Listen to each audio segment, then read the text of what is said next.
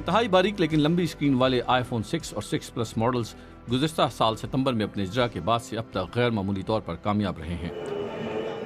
گاہکوں کی اس میں دلچسپی اب بھی کمپنی کے لیے ریکارڈ سیل کا باعث ہے، جس سے اس کا منافع آسمان کو چھو رہا ہے۔ ایپل نے گزشتہ سال کے آخری 4 مہینوں میں 7 کروڑ 45 لاکھ آئی فونز فروخت کیے اور اس سہ-ماہی میں کمپنی کا منافع 11 ارب 80 کروڑ ڈالر تک پہنچ گیا۔ These are the new iPhones.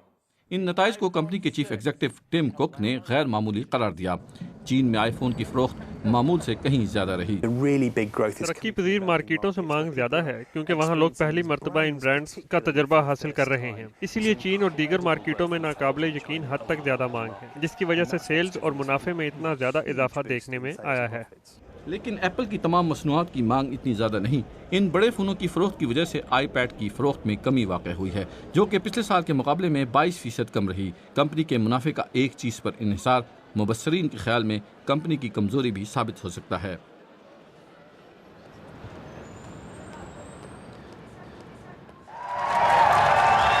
تمام نظریں ایپل واچ پر لگی ہوئی ہیں، جس کو اپریل میں جاری کیا جانا ہے۔